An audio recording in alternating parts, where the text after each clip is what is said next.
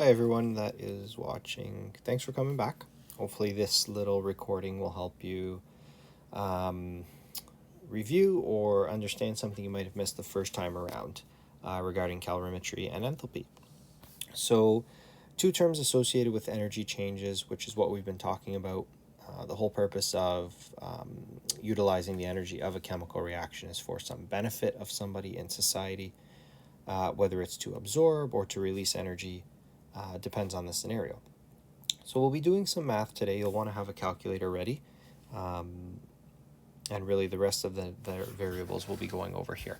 If you've taken grade 11 physics, you might have talked a little bit about specific heat capacity, which you will remember. And if not, just keep watching from here. So we'll split this into two parts. We'll do calorimetry in part A, enthalpy in part B.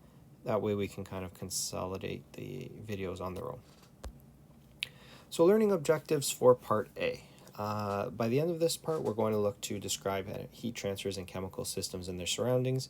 So we talked about endo and exothermic reactions previously. Our aim is to describe how a calorimeter is used. What is it, first of all, and then how do we use it?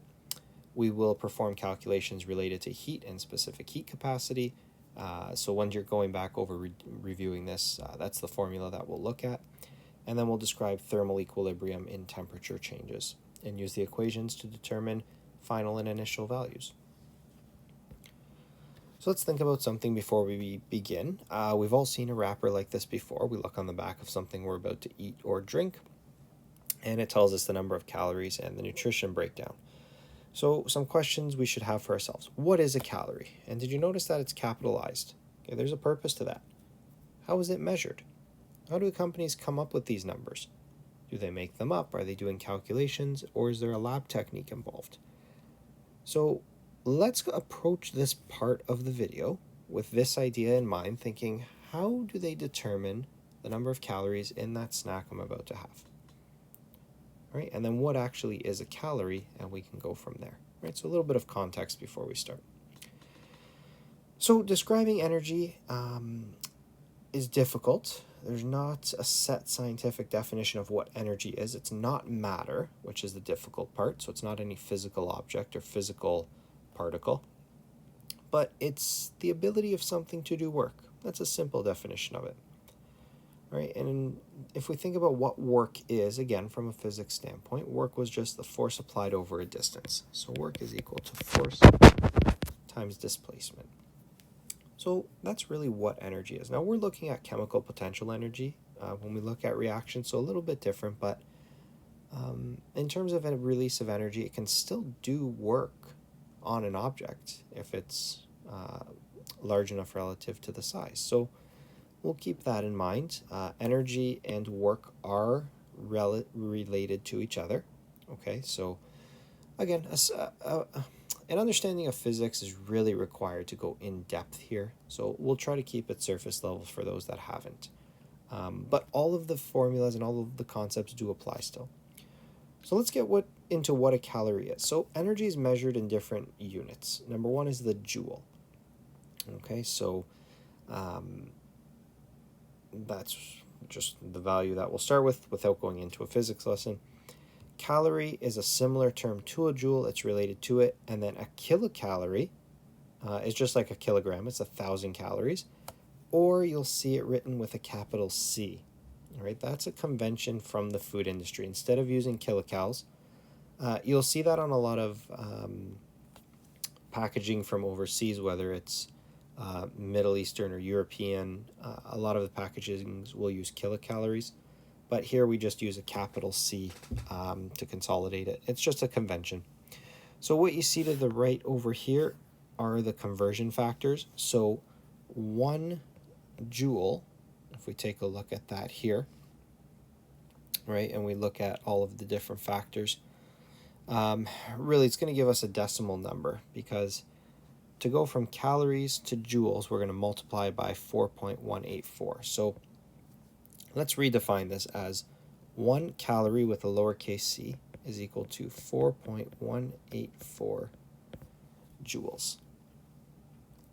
All right, so again, it's relating to the amount of energy something can release or absorb based on a process. Okay, and then you can see the conversions between kilo kilojoules and kilocalories as well. So it still maintains that 4.184 ratio. And you'll see that number again. It's going to become important for what we talk about today. So let's get into how they actually can determine these values. So there's a theoretical and a practical side to this. We're going to look at the practical side. So it's the practice of calorimetry, which is the laboratory practice of measuring energy changes in a chemical system. And you can read chemical system as a reaction, because that's really what it is.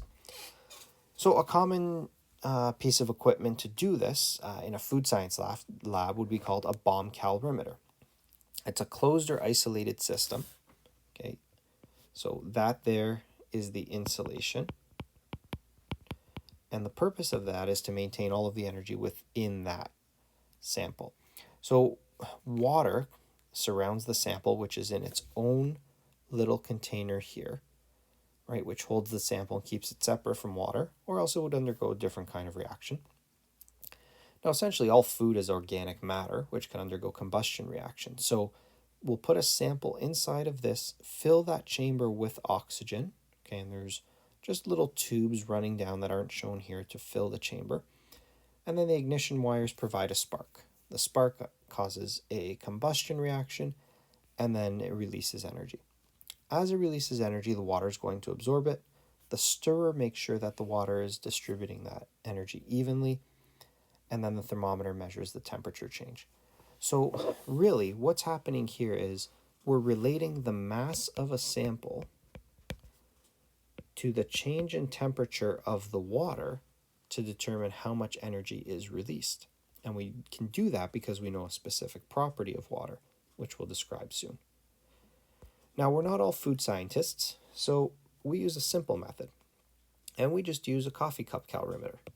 All that is 2 coffee cups. You have one here, and you have a second one here, and there's a little bit of an air gap, which acts as an insulator, and then there's a lid on top of that. So this is very, very close. We're in the high 90% of yield and low 5% of error when we do these kind of calculations. And all it is, the only error that's introduced is through these 2 holes in the top where we put the thermometer and some kind of stir stick. So yeah, you could use those little Starbucks stir rods as a stir stick for your chemical reaction. By measuring the temperature of the water, we can relate that back to the mass of the sample we started with and then determine an energy change. Once we determine an energy change, we can convert that value to the number of calories, and that's how we get the portion size. All right, so everything is ratio based on here. And this is the basic principle of how the amount of energy in your food is determined. So now we'll look at the math behind that. To do that, there are a couple of assumptions we have to make first. All energy is between the water and the chemical system. None is actually absorbed by the calorimeter. That's a big assumption, especially with styrofoam, because styrofoam does change temperatures. It can get hot or cold. But nonetheless, we'll assume that. Number 2, the calorimeter is an isolated system, meaning energy can't enter or leave. That's a pretty good assumption, all right? The room temperature isn't going to affect the reaction very much. And then lastly, a dilute aqueous solution has the same density and specific heat capacity as pure water. Okay, we'll get to that in a second, what it actually means. Because anything that's aqueous is dissolved in water. So basically, just the water is surrounding that solute. That's what's going to absorb the energy rather than the individual particles. Okay, so if we look at a beaker of water with particles all spread up and then energy coming at it, the water is going to absorb the energy change and transfer it to the particles that way rather than the other way around, because there's more water than solute. So these are 3 important assumptions we work under. They introduce they do introduce error, which needs to be accounted for. So mathematically, here's the equation that will relate the temperature change in the mass of the solvent to the amount of energy. So heat is Q. We've talked about that before, and it's measured in joules in this case. Mass in grams, and this is of whatever is changing temperature.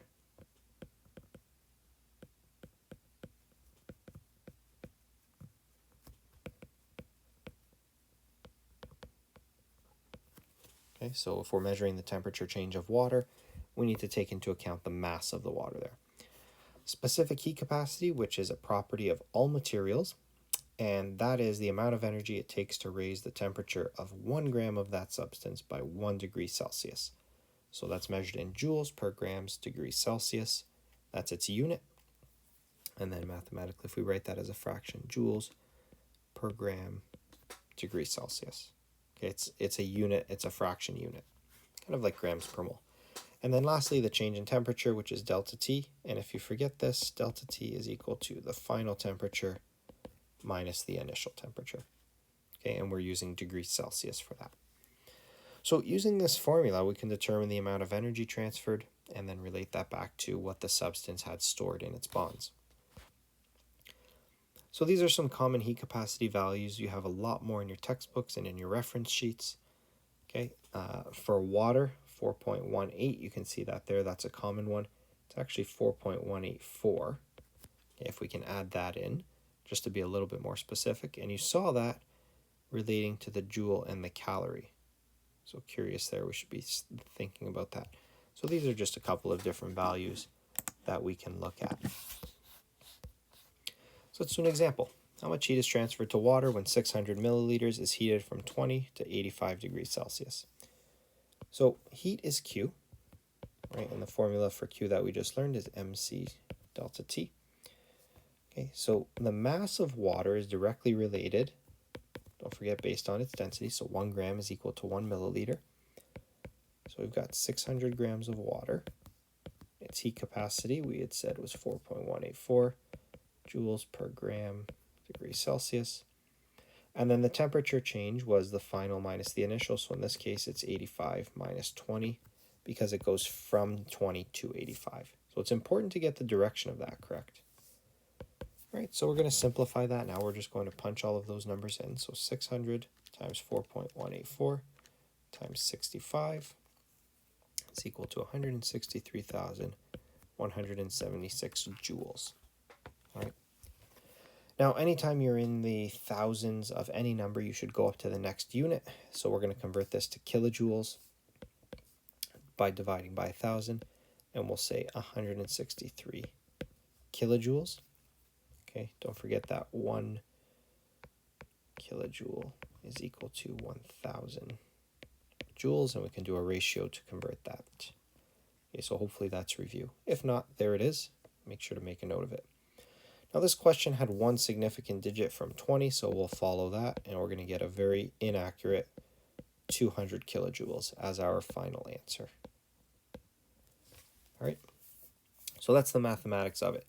So whatever caused this energy change, whatever that mass was, had 200 kilojoules or 163,000 joules of energy stored in its bonds.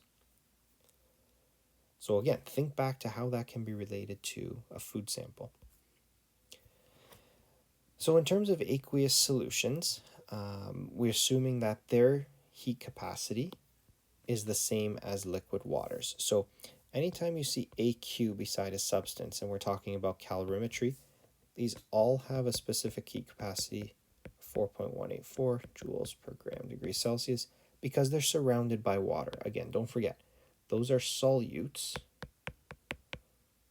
particles in a vast ocean of water molecules. Okay, so anything that's aqueous has a specific heat capacity listed there. You won't find it on any chart. All right, because the assumption is that you paid attention in your chemistry class and you were told that dilute solutions have a heat capacity similar to water. And again, we're adding the 4 on there just to be a bit more accurate. All right, so we're going to talk about this idea of thermal equilibrium now, which we're just going to formalize it. So when two objects of different temperatures come into contact, they transfer energy, and they do so until they're the same temperature. Right, so this is called thermal equilibrium. They're going to keep going until they are the same temperature. Right, now, the temperature is not an average. That is important, okay? Because we'll see mathematically it depends on the mass. So if there's more of one substance, that means the temperature is going to be closer to what that initial temperature was. So we'll look at that mathematically. Now, in practice, you can see two examples here. If you have a hot object and a cold object touching each other and they're placed at room temperature, they'll transfer energy until their temperatures match out. Okay, it has nothing to do with the room itself. And if you have three objects in contact, okay, and you have a buffer in the middle, whatever temperature A and B are, B and C will be, because they're all in contact over time, they will all have the same temperature to them. So that's what thermal equilibrium describes, that there will be an energy transfer from hot to cold object until they are the same temperature. So we'll look at how we can represent that mathematically because it's an important property. So a 20 degrees Celsius stone is placed in a 32 degrees Celsius glass of water. So the water has been heated up and the stone is placed into it. So ask yourself, which one's hot and which one's cold relative to each other? The stone is cold. We just say it has a lower temperature, and the glass is hot.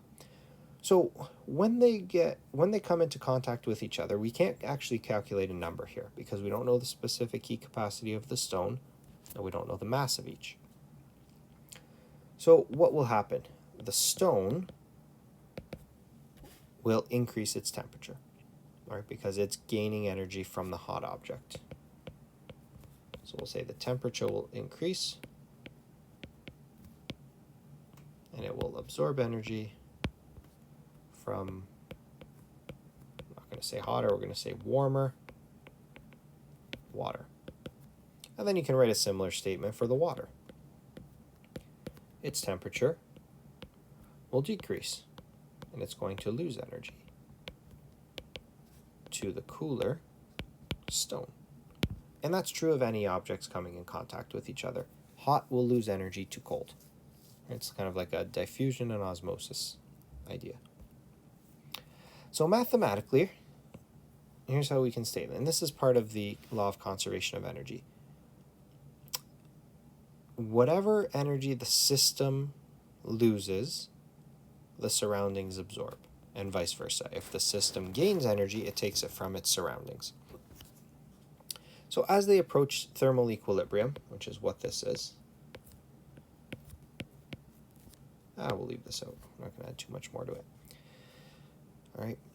Whatever the warmer object releases, the cooler object absorbs. Okay, and a release of energy is associated with a negative sign because it's losing it from there. And no sign means positive, which means absorb. So what we're saying here is that if the system absorbs energy, that means it took it from the surroundings, so they lost it. So we'll say they released or lost energy. If the system releases energy as a reaction, the surroundings will absorb it. So they're always opposite but similar in value. That's why they have the same variable. All right, so we'll look some more examples of that. In the homework, you'll want to try these questions here. There's the worksheet to go with it, keeping in mind that anytime there's an energy transfer occurring or there's a calorimetry situation, that we can use the equation mc delta T. All right, and just make sure that whatever we're measuring the mass of is similar or is the same substance that has its temperature changed. Okay, another important fact to remember is that 1 gram is equal to 1 milliliter for water, and because we always use water in a calorimeter, that will come in handy. All right, so give those a try, and if you need to, there's the practice questions in the worksheet, and hopefully this clears up the use of the variables in calorimetry. Come back for part 2 to learn more about enthalpy and how it applies to chemical reactions instead of just objects.